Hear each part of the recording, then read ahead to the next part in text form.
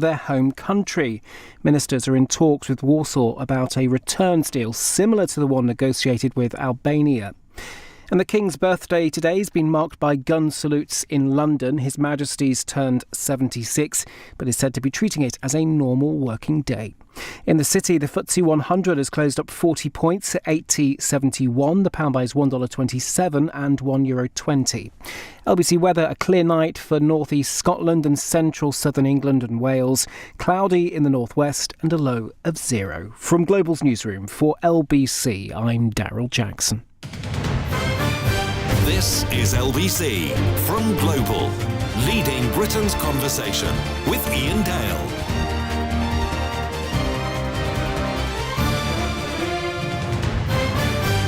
Three minutes past 8 on LBC. I always look forward to these hours, which I always refer to as somewhat pretentiously as educational hours, because there are so many countries in the world where we vaguely know that something's going on, but we're not quite sure what.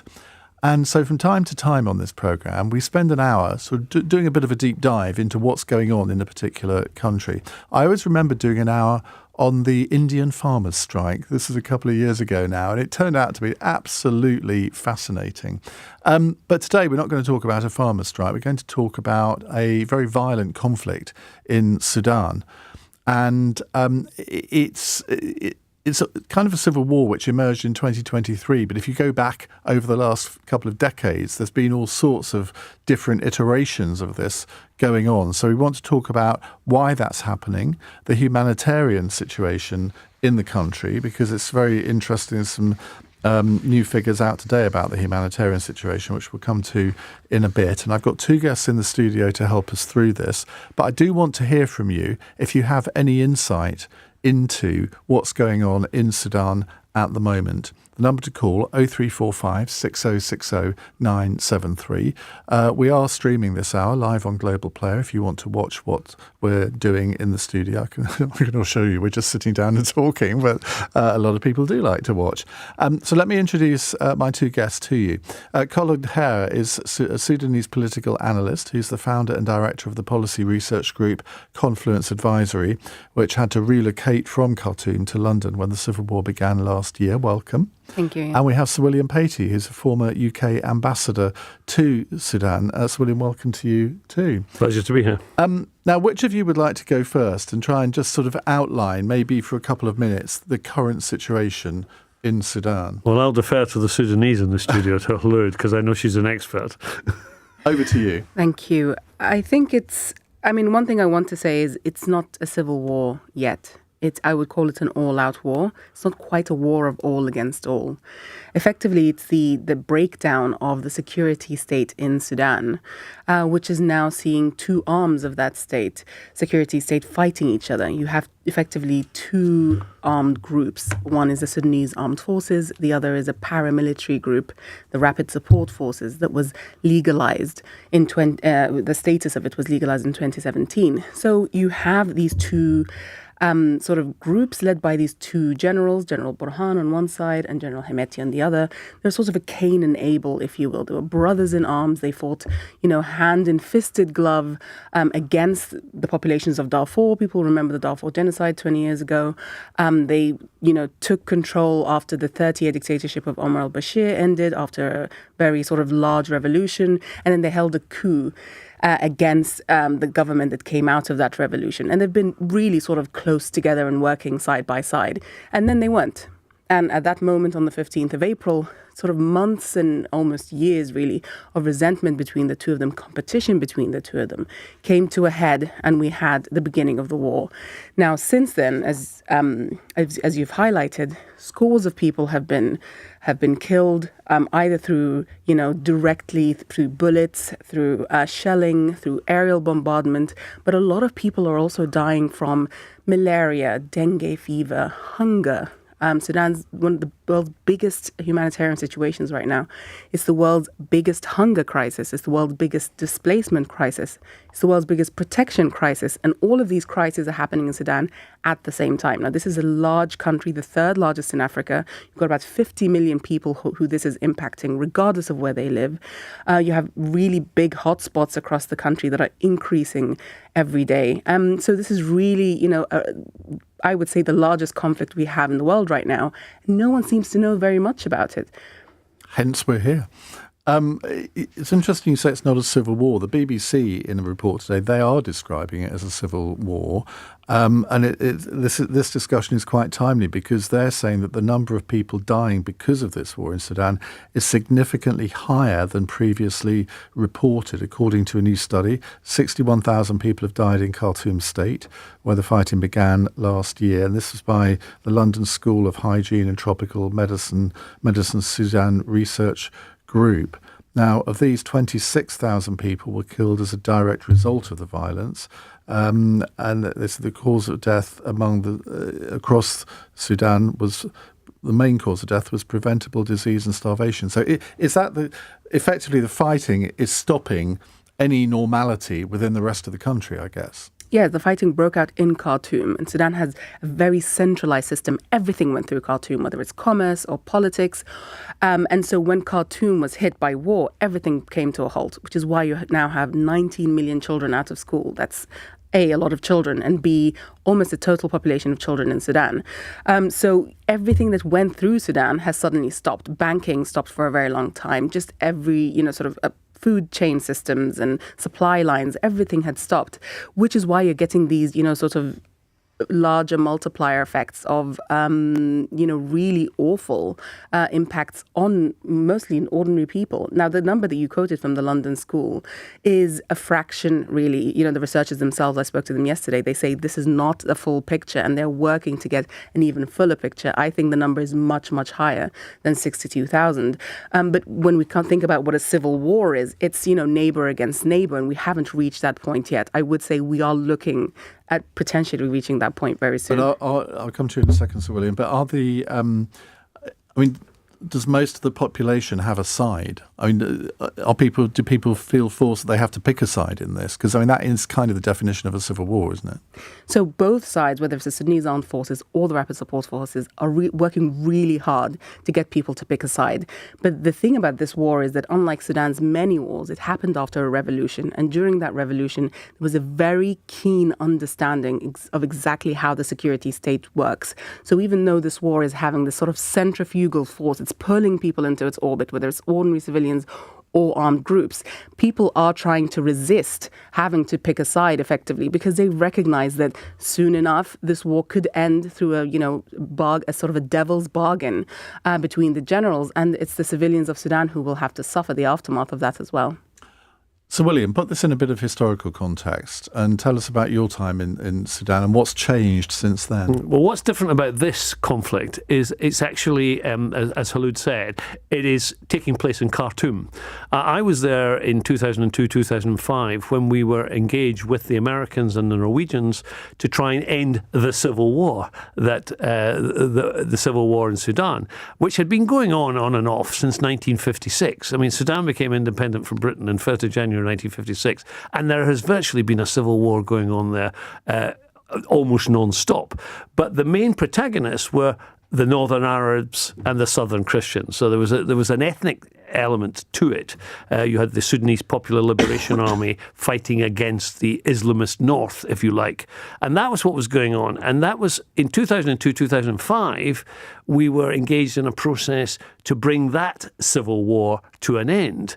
And we did actually sign a comprehensive peace agreement in 2005, which ended the so-called civil war, enabled the Southerners to choose in a referendum after 6 years whether to become a state in their own right. And that's how we had the newest country in Africa, the Republic of South Sudan, who seceded from Sudan. So the Southerners, and they're not involved in this at all. They're not involved in this. They have their own problems.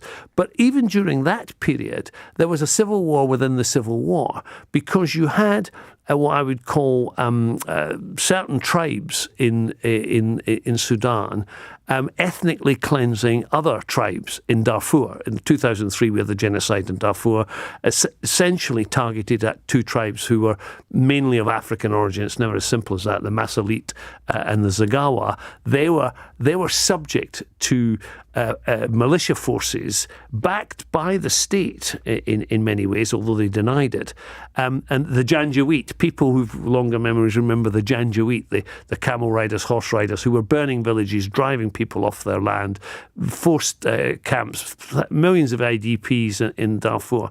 And it's this Janjaweed who morphed into the RSF. They were legitimised by the military regime, by the previous military dictator, President Bashir. He legitimised the RSF, and they became part of the military fabric in the country.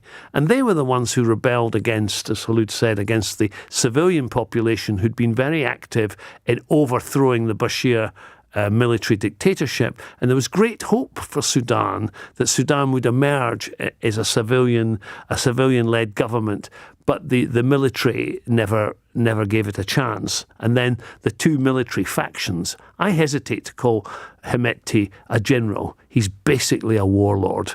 Yes. He's a warlord, and he's guilty of war crimes. And who's backing him?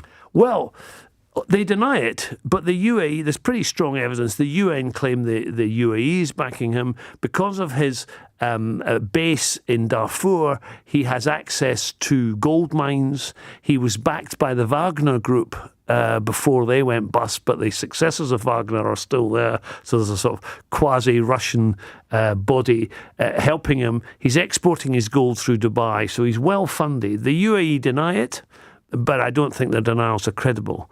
So they've got international backing, as does the army. Burhan and his people, the South African, the Sudanese armed forces, they're backed by Saudi Arabia and backed by Egypt. So there are external backers, which makes this. And what does Saudi Arabia and Egypt hope to gain from that? Well, I think they want stability in Sudan. I think that's more likely to come. I don't think they care whether there's a military dictatorship or a civilian government. They don't think long-term stability can come from the RSF. So I suspect they're backing the status quo, and they would see the Sudanese armed forces as the status quo, whereas the RSF would be seen as a rather unorthodox armed group with a strong history of atrocities, violence, war crimes, and being allied to the UAE. So it's hard to see what anybody gets out of this, because Sudan in turmoil is not good for the region. It isn't, but I mean, these countries that we just mentioned, whether it's Egypt, Saudi, or the UAE, none of them want to see a civilian democratic dispensation in Sudan, because Sudan's a very resource-rich country. And of course, being able to extract those resources very easily, you need a strong man in power who can effectively write checks and give you access to all this land, all this gold, oil, whatever it is that they might want. Having a civilian democratic government that is answerable to the people is going to make it a lot more difficult to extract those resources. I'm looking at the texts that are coming in as you're speaking. Marita says gold mines says it all. And it's obviously not oil here, because often a lot of these things revolve around oil, but it is at least in part about natural resources. There is oil as well, of course. Is most of the oil is in the Republic of South Sudan, but it has to pass through Sudan to be exported through Port Sudan, and there is oil in disputed areas. But the gold is what is, and the minerals is what is funding the RSF. Well, we're going to come to your calls. Already a lot of calls on the board, but before we do, I also want to spend a few minutes talking about what might happen in the future. So we'll come to that in just a moment. If you want to take part in our discussion, you can call us on 0345 6060973. You can WhatsApp on that number as well, or text 84850. 16 minutes past 8. This is LBC.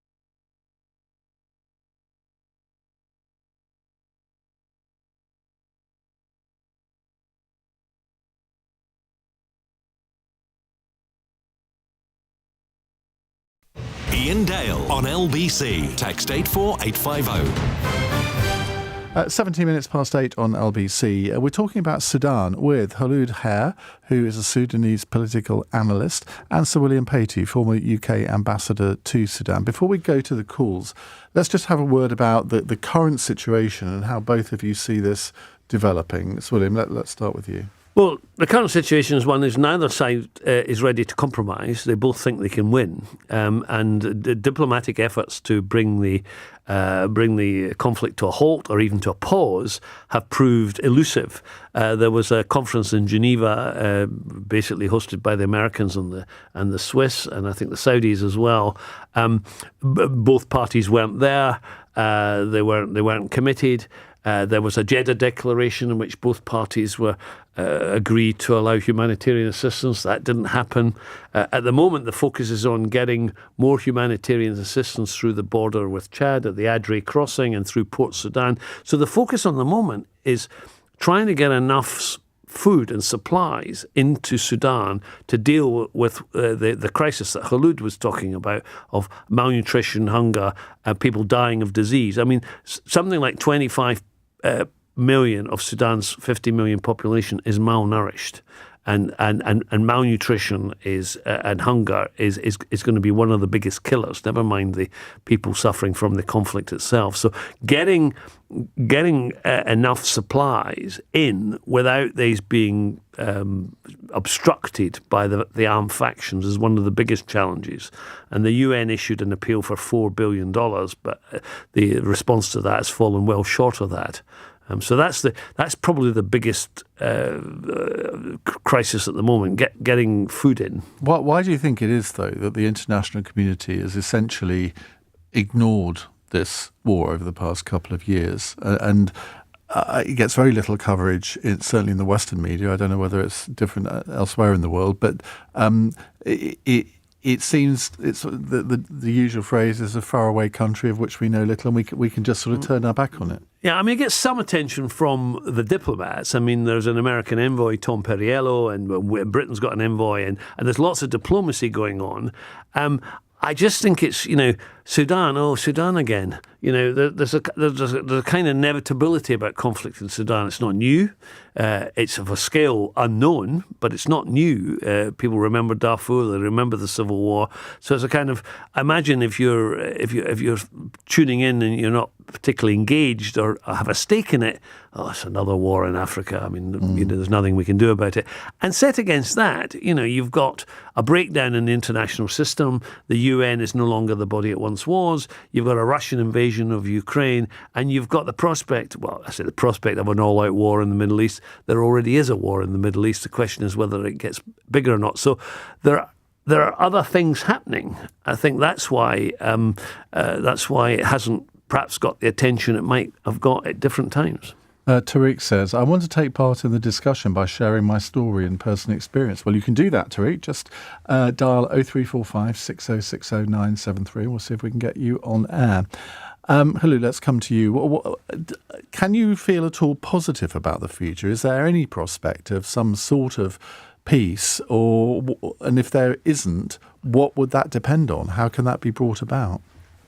I mean, optimism, yes, absolutely. I think all wars end. The question is how quickly and, at what cost to the civilians. Sudan has had wars end before, so this is not something, an interminable war that's been going on forever. This war is both a culmination of what came before, but also completely unprecedented. The fact that you have the capital city in complete ruins and really no prospects currently for a ceasefire is really, really sort of atrocious. But this is a counter-revolutionary war. The whole point of this war is to distance Sudan as much as possible from civilian democratic rule. It is a war that is mostly waged against civilians. We're not hearing the kinds of numbers that the BBC was showing yesterday in either camps of these two factions. We're hearing it about civilians.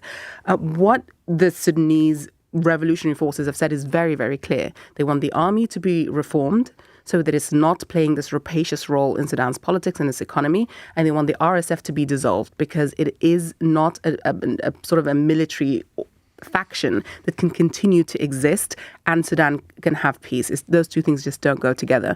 And so it's very clear what that looks like. Does that depend on the UAE withdrawing funding from the RSF? Yes, it does. It relies on the UAE putting the brakes on the support that it's giving to the RSF. It relies on the army having the incentives in place to reform itself and to distance itself from politics and the economy. And none of those things doesn't seem to be much of a prospect for any of those things. Where the silver lining is, it's in the local picture. It's in the domestic picture. There are these emergency response rooms and mutual aid groups that are really, sort of spearheading the humanitarian response. Aid trucks are not able to get through. The UN is not able to get access. Aid agencies don't have the funding that they need. All of the brunt and the burden of caring for people, keeping people alive, is being done by local groups. And presumably over the last 20 years, a lot of the brightest and best of the Sudanese population have left the country because they can't make the best of themselves if they stay. And there's a lot of Sudanese people have come to this. I don't know what the population is, but I've met quite a few people over the years from Sudan. Is it the violence that's driving them out? It is absolutely, but that's it's sort of a generational thing. And I think with 19 million children out of school, we're going to see the impact of this for years to come. What I would say is that Sudan has a very young population. About 70% of the country at last count was under 35. Now, there's a huge potential there. And we saw the potential of these people when they led the revolution in 2018, 2019. I would say a lot of people have left the country, but there are a lot of people doing a lot of good work in the country. They're quite literally weaving back the social fabric of Sudan that the war is tearing apart. So, lots of potential in-country to solve this in-country as well. Right. Let's go to your calls. I think we want a mixture of calls here. If you've got a question that you'd like to ask Kholood and Sir William, that's fine. If you've got a point of view, a perspective, that's fine too. Let's go to Farah, who's a new caller in Hitchin. Hello, Farah. Hello. What would you like to say? So I'd like to start by saying I'm Sudanese, and me and my family, we visited just over 4 months before the war started. So we've seen kind of the drastic change that's happened in the country. So a lot of most of our family members were stuck there, but thankfully they managed to escape to an external country. But the problem that they now face is the country that took them in. It's kind of a problem of allowing them to stay. They either have to pay an extortionate amount of money or leave, and a lot of our relatives who are there are elderly and their health tests have failed, so there's that issue as well. One of the family members is also British. Thankfully, she could leave, but kind of the British government's response, she was told to move and drive hours to the nearest airport, which was near impossible, so she couldn't actually leave that way. She had to wait until, thankfully, her and the rest of our family got to that external country, and then she could book a flight back to Britain. Well, let's put that point to Sir William. I mean, it's all, in any sort of war situation, it's always very difficult for different countries' citizens to get out, and they expect their own country to help them do so. It's not always easy, is it? It's not easy, not in a country as vast as Sudan, and indeed a lot of British Sudanese don't really go anywhere near the embassy. They rarely register with them because they're perfectly at home in Sudan, and they're not like sort of what you call non-British citizens who have no connection with Sudan. At the time of 18 months ago, there was a concerted effort to evacuate British citizens. And it was very difficult there was an airlift from the airport that was controlled by the army at the time. So they did airlift some citizens then, and then they organised an exfiltration from Port Sudan. But there would have still been, I think, people like Farah's relative who didn't choose to leave at that time, or didn't want to, or for whatever reason. Wasn't able to. They weren't able to. Be all sorts of reasons they couldn't make it. But it's because the embassy closed, and so it's virtually impossible then to pick up individuals from where they are. There is no alternative to. They have to make their way to somewhere they can get a plane. Well, I'm hoping a friend of mine might phone in tonight because his stepfather is in exactly that situation. Didn't manage to get out before. I've been there for months and months and months, and sees no prospect of getting out. And the Foreign Office, you say the embassy's closed. There's very little, I guess, that they can do. Right, let's go to Farah. Thank you very much for your call. And Tariq has indeed phoned in. He's from Glasgow. Hello, Tariq. Hello, Ian. Hi. Yeah, I just want to express my disappointment in the UK government because they didn't care for their citizens, especially. What should they have done? Well, they should make exceptions for UK citizens who went to bring their family to stay with them, who are not British citizens. And the Scottish government should make the same exceptions for education that they make for Ukrainians who are not like citizens of. So, yeah. Well, I think it's it's a matter of policy. I think it depends where families stop. I know the Sudanese idea of a family is a lot more extensive than a British idea of a family. So within the British government regulations, a family is immediate dependents. So that would be children. It doesn't include grandparents. It doesn't include brothers and sisters, and it doesn't include aunts and uncles. So there's a cultural difference there in terms of who would be entitled. Personally, I think in a situation like that, a British citizen who's got family members and who's able to help them and put them up, we should be bending our rules. But the British government's policy is only family dependents would be entitled to come. That you could get refugee status if you found a way to get to this country. I think the problem is just the numbers. Britain is not going to take 2 million Sudanese. It's a reality. There are 2 million Sudanese who would want to come, and Britain is not going to take 2 million Sudanese. Okay, Tariq, thank you very much. Kholood, is there a sense? Does Tariq represent quite a lot of views among the Sudanese community? Well, I think he's just objectively right. The UK government has not extended the Ukraine-style family reunification for Sudanese at all, whether it's extended family or not.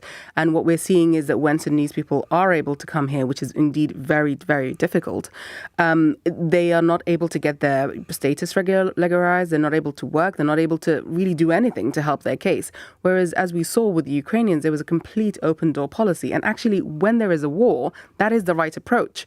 But it's obviously only given to some nationalities, particularly European ones, and not to others, particularly African ones. I think it's very difficult to not see the glaring sort of racial hierarchy at play here at the Foreign Office and the UK government's approach to Sudan.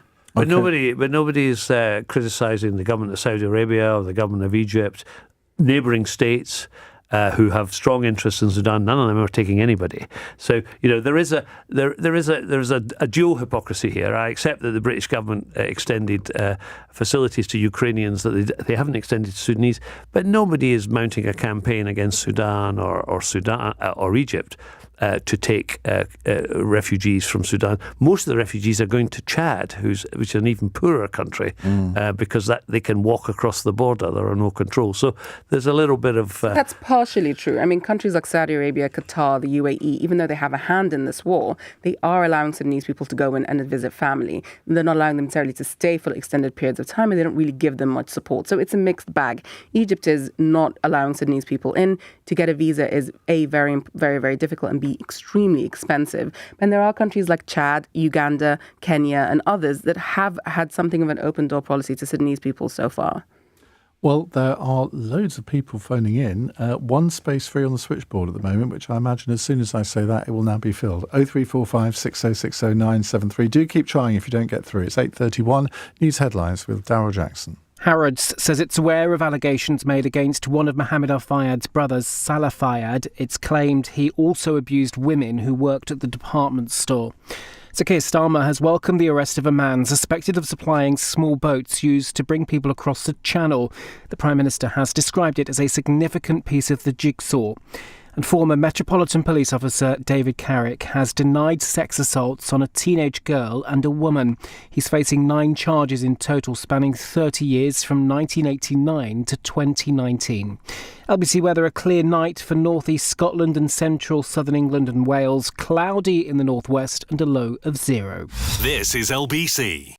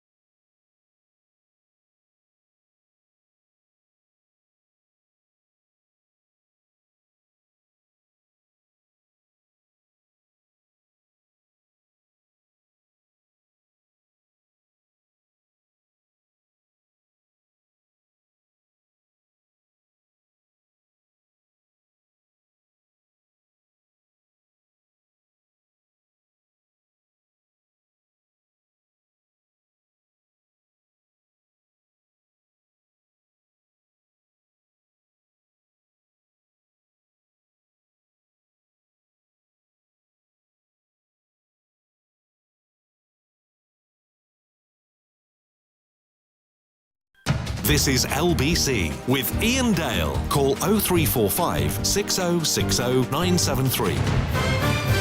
8:34 on LBC. We're talking about the war in Sudan with Kholood Khair, who is a Sudanese political analyst, and Sir William Patey, the former UK ambassador to Sudan. Let's go to Walla in Kensington. Good evening.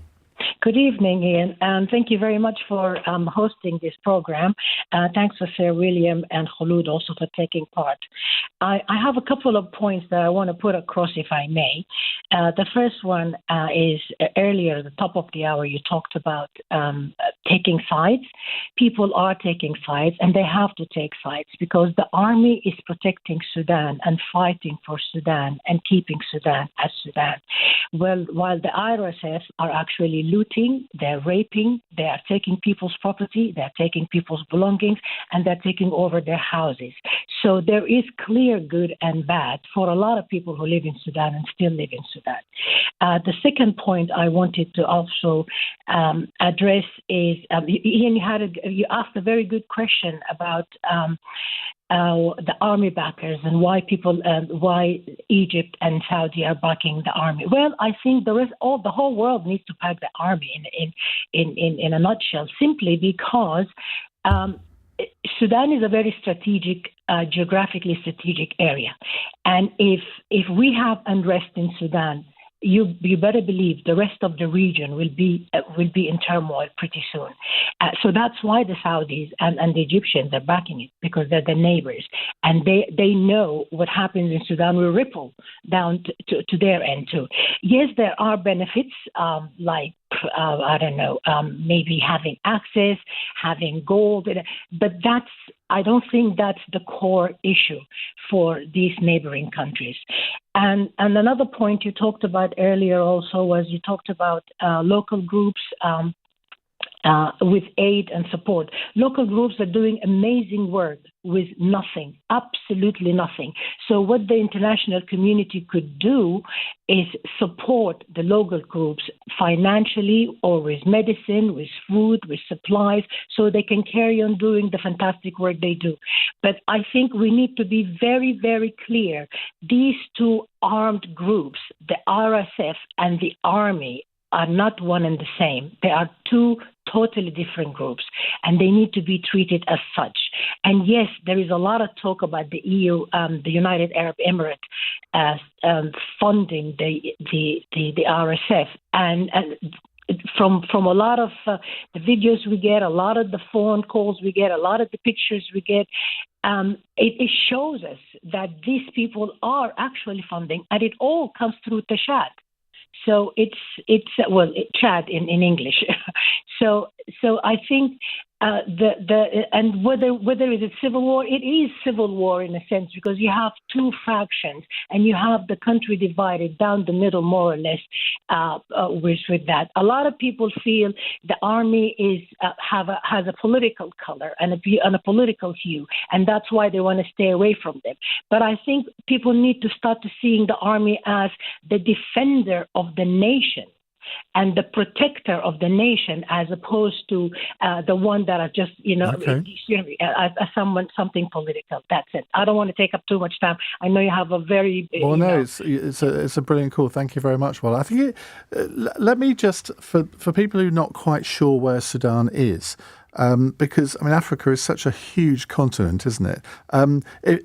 Everybody knows where Egypt is, right at the top sort of right-hand corner of Africa. Well, Sudan is directly underneath Egypt. It neighbours, it's got a short border with Libya. Then there's Chad to the east, and then to the south... Uganda to the south. To the west. Sorry. The Republic of Sudan Get my east and west mixed up. Chad is to the west. Then there's a very short border with the Central African Republic, and then directly down south, Sir William, absolutely right, South Sudan, and then Ethiopia down to the southeast, and there's a border with Eritrea as well. So hopefully you can sort of get a picture of that. And a big Red Sea coastline, which is very important. And the Nile flowing right through it from Ethiopia and Uganda. Well, talking of Nile, we've got, I don't know whether it's Nile or Neil, one or the other. Says, doesn't China have huge interests in Africa? Why don't they help? I'm rather sick of the UK getting a kicking yet again. Has China got an interest here? They did have an interest. China was involved in some investments in Sudan. But clearly the war, civil or otherwise, I wouldn't get into a long argument about whether it's a civil war or not. It's a terrible war. But they don't have any security interests other than they've tried to negotiate access to Port Sudan, as the Russians have, and that's one of the reasons the Russians are playing two games. They've got one group supporting the RSF, but the Russian government is supporting these Sudanese armed forces in order to get access to Port Sudan. So there are Chinese and Russians with strategic interests, but Chinese interests are pretty minimal at the moment. Amal says, thank you for talking about Sudan. Our homeland is being destroyed before our eyes and the whole world is watching and doesn't seem to care. Fighters are packed by outsiders. Absolutely. This war is funded by others. Sudanese will not manufacture arms, will not pay for machinery. The outside world needs to be truthful and face Sudanese people in the eye and tell them we are prepared to let you all die for the wealth we need. Shameful. Thank you again. We appreciate it. Is that a common view, Kholood? It is, and so is Walat's view. But what I would say to Walat's view, which is, as she has articulated, the army is protecting the people. I think, one, history tells us that's not the case. But also, if you look at what's happening right at the center of the country right now in Jazeera, that is not happening. The RSF are running absolute rampage through Jazeera. They're poisoning people, they're killing people, they're raping women. They are carrying out all sorts of atrocious war crimes in real time, and the Sudanese army is nowhere to be found. And that has been the case in parts of Darfur historically, what is now South Sudan, and in other parts of the country where the army has been an active perpetrator of war crimes in these areas. So I am sympathetic to that view, but oftentimes it is expressed by people for whom this is the first time that a war of this nature has touched them and their families and their property. Right, let's go to Joy, who's a new caller in Colwyn Bay. Joy, very good evening. What would you like to say? Hi, I was a volunteer teacher in Wad Medani, which is one of the cities that is currently controlled by the RSF. My question is, why are we not putting Blue Helmet UN forces in to help the aid routes? Because I don't care who wins control of the country, whether it's the RAF or the Burnham, because it's not a civil war. It's a power struggle. Let's be honest about this. It's a power struggle by two men who both allegedly have committed war crimes, or at least their troops have, even if they haven't personally. Therefore, my concern is the civilian population that is caught up in the middle of this, and the university that I used to teach at is now not contactable. It's in the second largest city in the whole of Sudan. It's quite a developed city. It's got good infrastructure, and you cannot contact them by phone, email, or anything. And I'm getting more and more reports about the food situation being dire. The aid routes from Port Sudan cannot reach there because RSF is in control, and according to Red Cross and Red Crescent, their people have been fired on in other areas that RSF has controlled. Therefore, the civilian population are losing out, because what food there is feeding the soldiers, it's not feeding the people. And then the army and the RSF are allegedly controlling food, as well as committing war crimes like rape and torture against people. So if we don't put UN forces in, how can we stabilise this situation? Because it's good that peace talks are happening, and it's great that your programme is talking about this.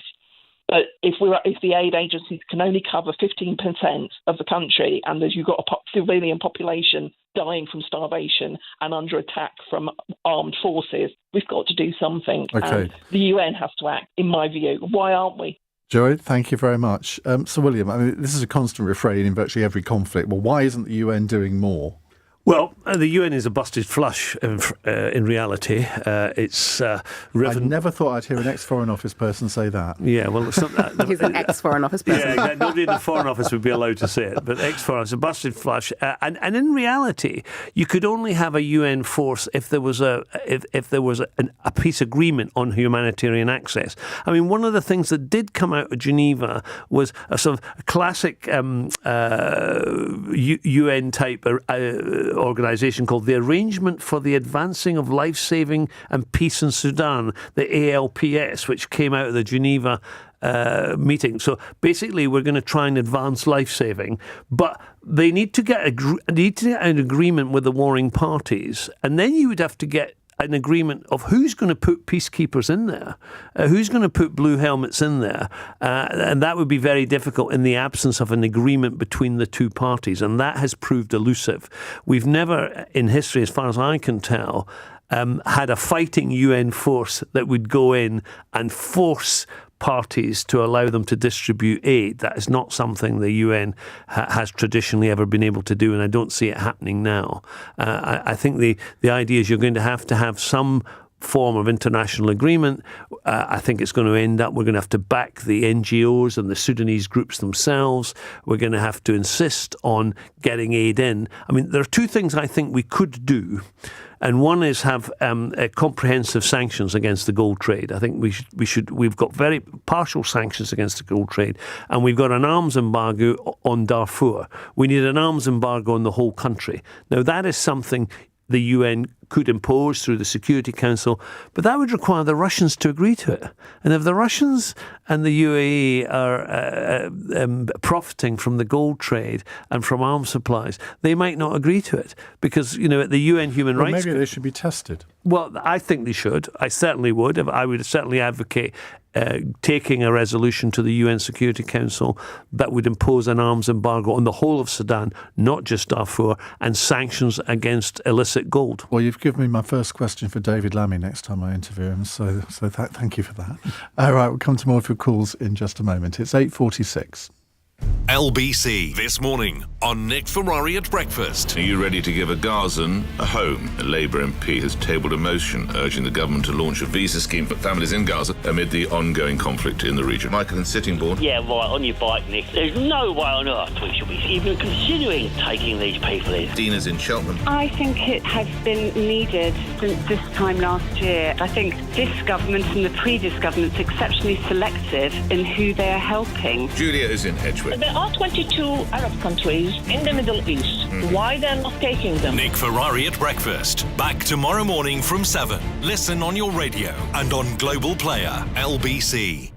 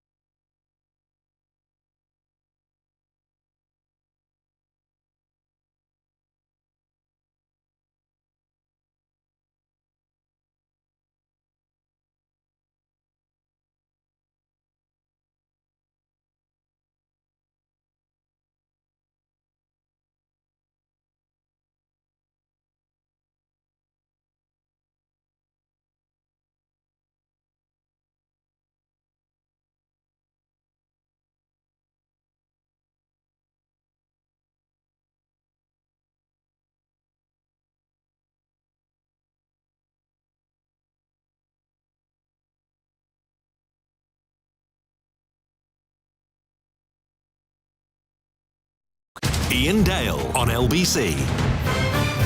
8:48 on LBC. We're talking about Sudan with Kholood Khair and Sir William Patey. Mohammed joins us from Ealing. Good evening. Hi, Ian. Thank you for giving me a chance to speak. Not at all. What would you like to tell us? Well, just a couple of things, really. The conflict in Sudan is a very complicated one, as your speakers have highlighted. But there's also kind of like it's functioning within multiple layers of conflict. If you're looking at this conflict from the perspective of someone in West Darfur or in the city of Al-Fashir in North Darfur that has been besieged by the RSF for over 6 months, the view is that it is a civil war. These are the same people who sort of like were killed during the genocide 20 years ago. It's the same tribes, it's the same ethnic groups. It's the Masalid, the Four, and the Zagawa who are fighting the forces of the RSF. If you speak to people in West Darfur who had to flee to Chad, who make up the bulk of the refugees in Chad, they were mostly people who had to flee areas of Jenin, where it's the heartlands of the Masalid ethnic community, and they were pushed off their lands. I was recently in Sudan in September and early October, and I was recently in Egypt. In Egypt, there is a large number of Sudanese refugees. If you look at the UNHCR reports, it puts the number of refugees in Egypt at around 500, near almost 550,000.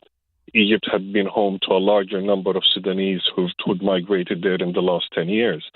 But the suffering and the struggles that people are encountering in Egypt, where they have to register with the UNHCR, where they have to renew their papers every 6 months for exorbitant amount of money, struggling to put their kids there into schools, struggling to find easy healthcare and work opportunities, are many things that the international community, many people you speak with, is like the international community has abandoned us here in Egypt. Now, if you go to Sudan and you start to speak to the people I met, I traveled within army-controlled areas, and I spoke to people in army-controlled areas, and I met people who were displaced from the center of the country in Al Jazeera state, and people who had been displaced by the fighting in the Khartoum metropolis.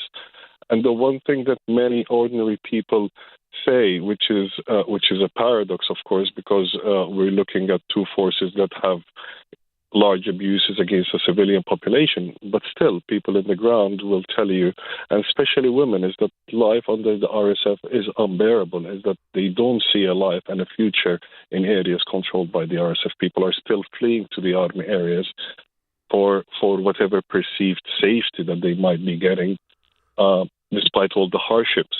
And you know, as far as the humanitarian situation is concerned, the country has almost all its health infrastructure being destroyed. So there is serious stress on the health requirement of people and the health needs for 12 million people who'd been displaced within country.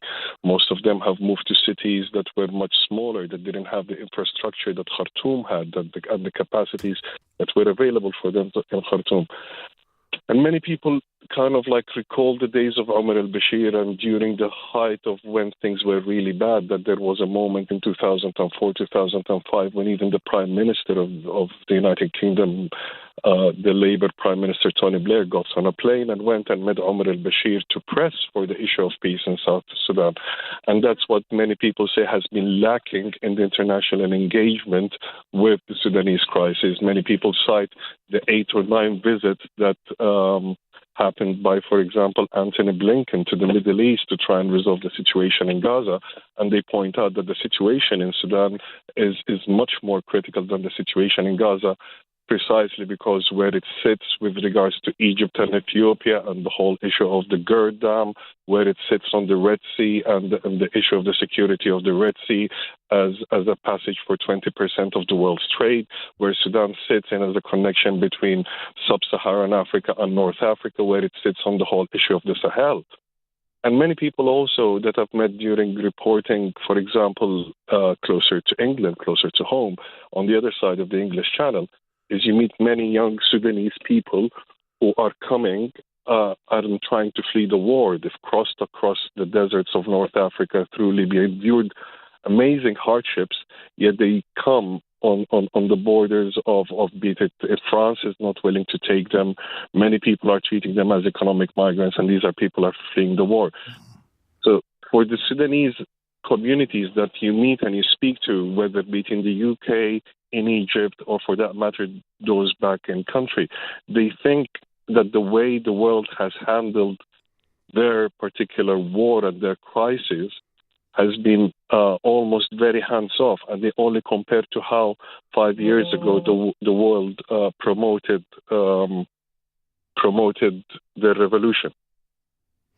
Well, it's very difficult to sort of argue against anything that you said there. Well, I certainly couldn't. I think we should have had you on as a panellist. I mean, I think you could have probably talked till midnight and we'd have all still been absolutely gripped.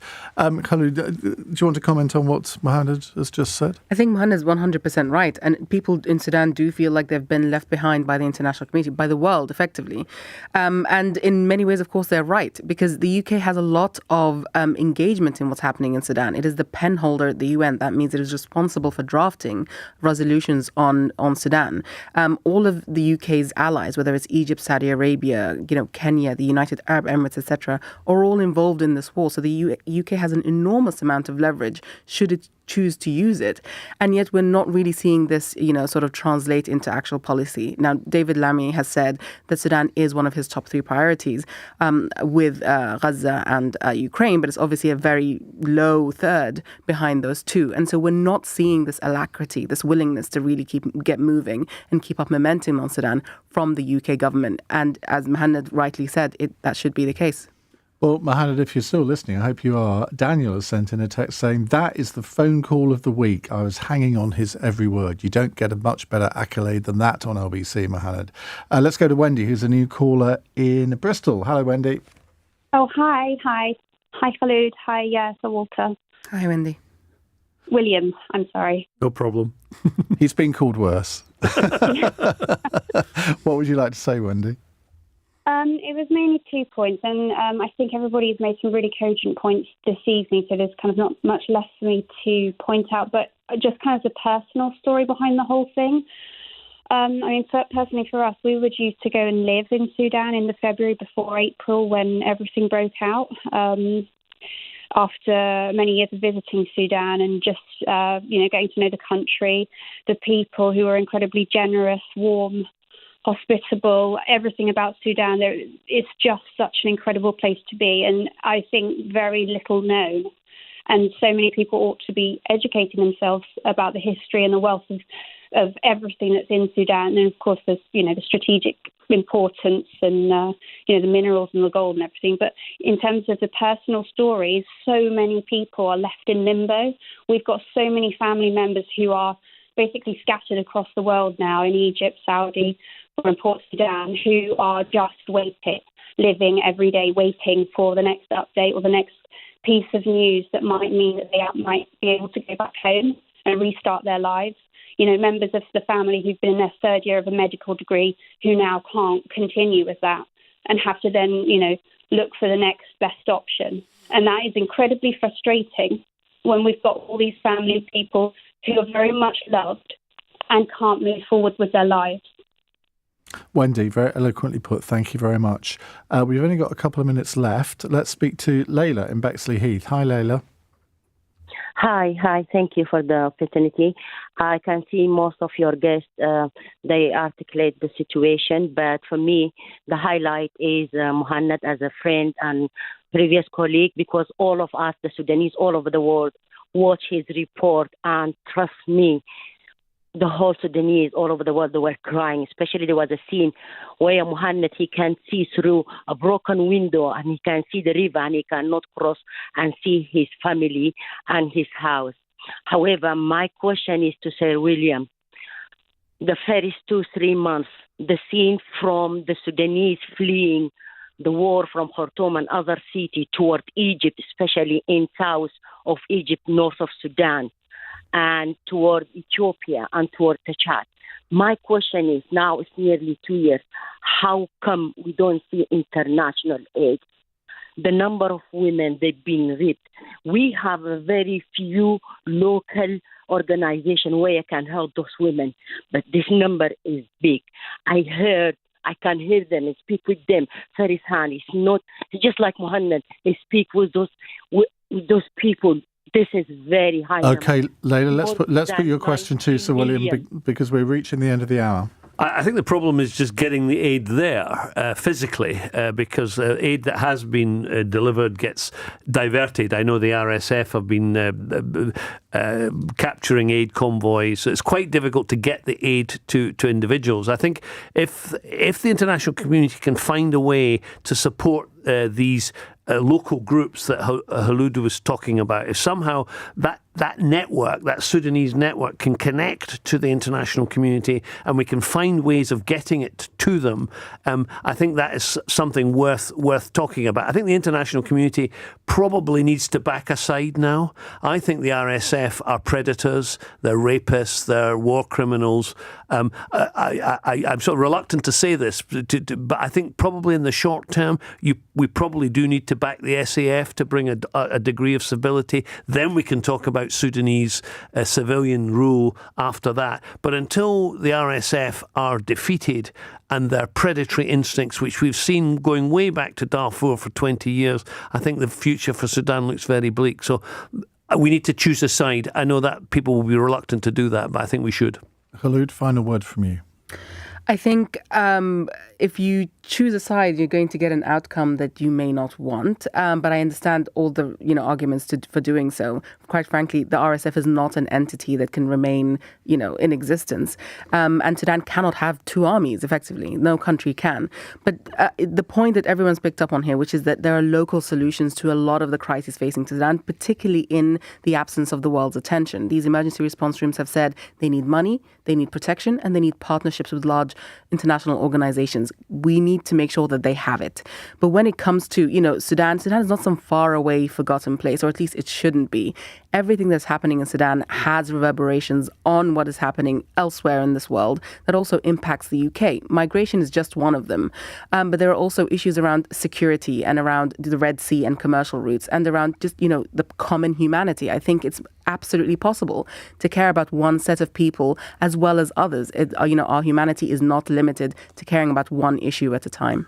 Well, I feel more educated than I was an hour ago, and that's the whole point of these type of hours. And if you listening at home have got any ideas of maybe world conflict zones or international issues that you'd like us to do an hour on, basically to do something similar to this, do let me know on the text 84850, or you can WhatsApp us on 0345 6060 973. Kholood, Sir William, thank you very much indeed for joining us over the last hour.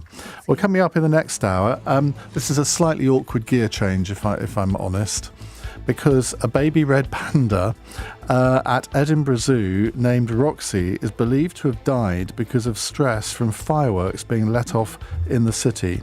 Now, if you've got pets at home, Over the last 2 weeks, many of those pets will have been absolutely terrified by the sound of fireworks which have been let off. You might think we should have done this 10 days ago, but we're doing it because of the death of this panda. Do you think it really is now time that the sale of fireworks should be restricted, or some people would say banned altogether? 0345 6060 9